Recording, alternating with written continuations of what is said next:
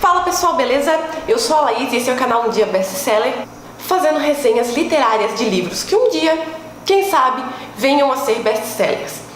A resenha de hoje, eu avisei pra vocês que ia estar babado, e tá babado, é sobre um lugar em que o João Paulo, eu acho que ele já tá preparado pra viver lá, ó. Quer ver? Morrendo de fome aqui, meu irmão, fui abrir a geladeira. Não tinha nada, só a luz e o ar e nada. Um ambiente ideal para fazer uma fotossíntese, com aquela luzinha maravilhosa da geladeira. E a vontade de chorar é inevitável. Quer descobrir que livro é esse? Então assiste a vinheta e vem comigo.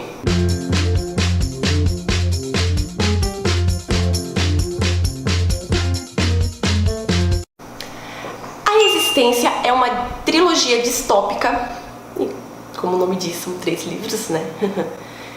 E a gente vai falar aqui do primeiro livro, A Beira do Caos, tá? Que eu descobri que o nome era Beira do Caos faz pouco tempo, porque até então pra mim era A Resistência, mas eu sou lerda, então deixa quieto.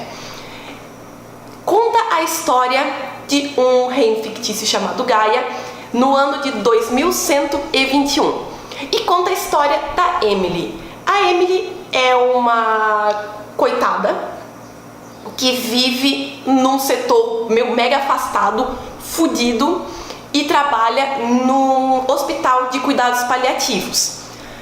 Calma que vocês já vão entender. A Terceira Guerra Mundial foi biológica, foram espalhados 11 tipos de vírus e a população ficou com esse vírus incubado. E o governo, para manter eles reféns, eles dão um medicamento para manter esse vírus incubado e para eles não morrerem assim. Quer dizer, eles vão morrer, mas eles mantêm o vírus mais ou menos sob controle. E a partir disso daí eles mantêm a população refém deles. Somente as pessoas que moram na matriz, que seria tipo a capital, que não tem vírus, elas são curados, E aí é que tá, fica nesse esquema de que eles acham que o governo tem a cura e existe um movimento de resistência, que seria um movimento para acabar com essa dinastia. Então a Emily trabalha no hospital de cuidados paliativos, que é um hospital que dá um mínimo, muito mínimo, de dignidade para as pessoas antes de elas morrerem. Porque elas vão morrer, elas têm vírus, elas estão doentes, elas vão morrer. Então lá no hospital ela trabalha como enfermeira, dando um mínimo de assistência para essas pessoas antes delas morrerem. E lá ela trabalha junto com o boy dela, que é o Lucas, que ele faz parte desse movimento de resistência. Eles vivem sob intensa vigilância do governo, esse policiamento em todo local, e eles vivem numa situação precária pra caramba. Então, esse movimento de resistência acaba dando um pouco de esperança pra eles. Aí existe um sorteio anual que leva uma pessoa de cada setor pra capital, pra matriz, pra ganhar a tão sonhada cura. Mas a Emily não faz questão disso porque ela repudia tanto a matriz, porque o pai dela sumiu, a mãe dela morreu por causa da doença, ela vive sozinha. Se não fosse o Lucas, ela seria completamente sozinha e fodida. Então ela repudia totalmente isso. E o Lucas, como é um amorzinho, ele é a pessoa mais altruísta da história, ele compra um bilhete pra ela sem ela saber, porque ele quer que ela seja curada. Tipo, ele não importa que ela vá pra longe, ele vai ficar cabreiro, claro, mas tipo, ele dá uma prova super de amor de que ele pode conviver longe dela desde que ela esteja curada. O importante pra ele é que ela esteja viva. E aí ela vai pra lá. Então, chegando lá, que ela tá... Primeiro que ela passa por um processo de cura que é uma tortura, é horrível. Quem já leu sabe que é uma tortura. Aí, chegando lá, ela está num lugar hostil, num lugar em que ela é uma qualquer... Ela é uma celebridade, mas ela é uma celebridade que tem que agir conforme eles querem. E aí ela tem assim, ó, a ideia do século. Ela pensa, porra, o Lucas se arriscou tantas vezes pela resistência pra me salvar, então acho que tá na hora de eu fazer a mesma coisa. E ela resolve dar uma indireta numa entrevista. E é a partir daí que entra na história Nathan, o príncipe mais cruel que Gaia já viu. E aí, minha amiga, começa a treta.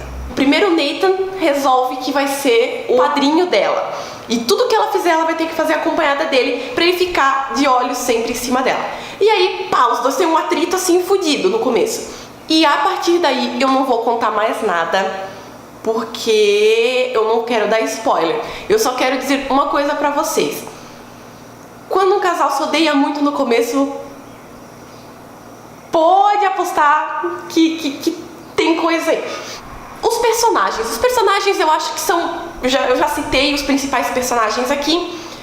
E são assim, ó, eu adoro personagens, eu adoro criar teorias sobre os personagens, pensar que aquele personagem poderia ser meu amigo ou não. E eu acho que a Chris manda muito bem nesses personagens. A Emily, ela é assim, ó, ela é a pessoa impulsiva, teimosa, impulsiva, que faz merda. Ela tem boas intenções, mas a boa intenção dela cai por terra, porque ela acaba botando tudo em evidência, ela acaba fazendo merda. O Lucas é o boy fofo, altruísta, querido, que se arrisca pra salvar a menina que ele ama. E o Nathan, eu não vou falar muito sobre ele, porque vocês têm que ler o livro pra entender direitinho qual é que é. Mas eu só tenho uma coisa a dizer. Eu odiei muito ele no começo, eu achei ele um merda no começo.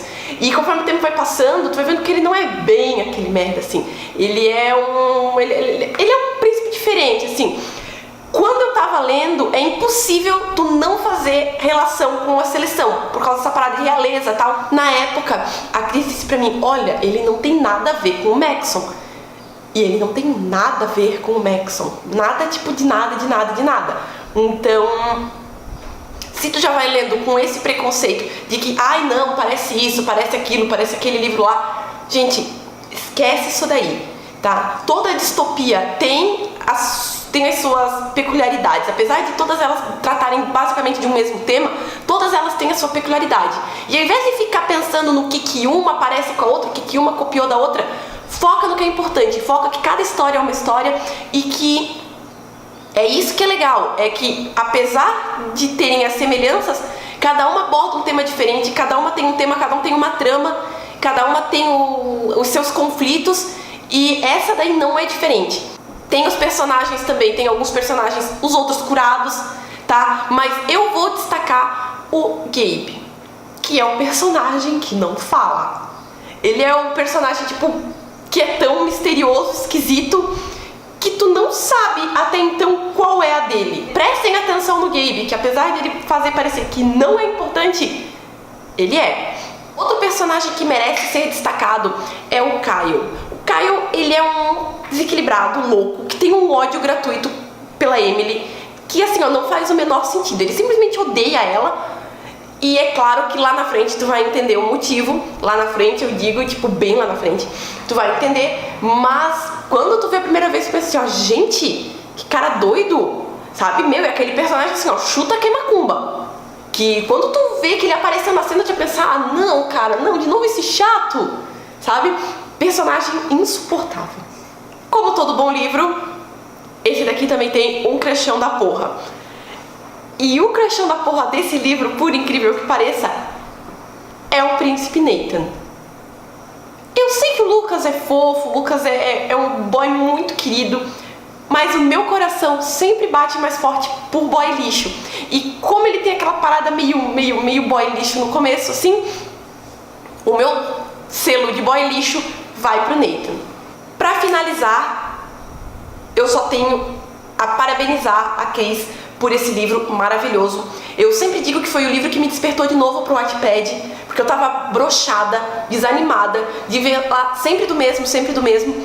Eu vi o livro dela no ranking de ficção científica e a capa antiga era uma capa do Avatar e tal, e eu nunca dei bola. Aí quando ela mudou pra essa capa nova, que é essa capa que tá ali no thumbnail que vocês viram, eu pensei, cara, que capa massa, e daí resolvi dar uma chance e li os 10 primeiros capítulos do livro sem comentar. Porque eu pensava assim, ó, se eu ler sem comentar, talvez ninguém perceba, talvez ela não perceba, e se eu não gostar eu só abandono e deu.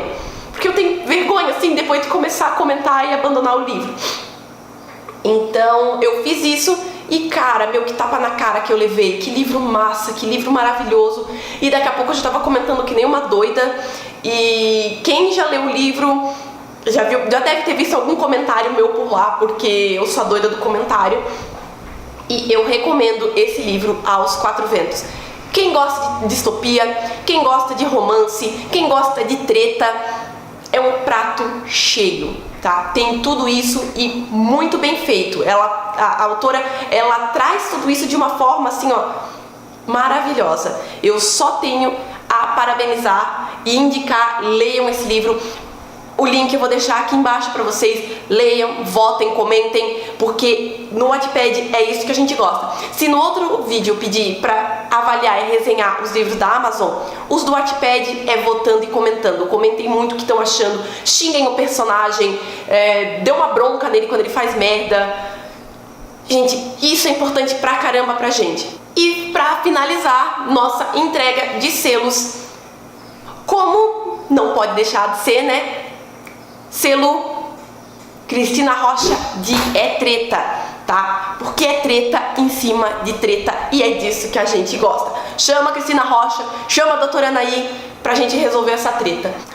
E outro selo que esse livro merece é o selo Lazier Martins de livro eletrizante. Depois que tu começa a ler, tu não consegue mais parar, é impossível.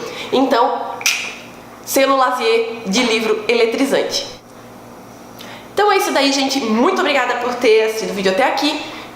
Lá embaixo, de novo, vou deixar minhas redes sociais para quem quiser me seguir. Não esquece de dar um like, se inscrever para ser notificado quando tiver vídeo novo. E vamos fazer esse canal crescer. Quanto mais esse canal crescer, mais vocês, autores, vão crescer também. E é isso daí. Um beijão e até semana que vem.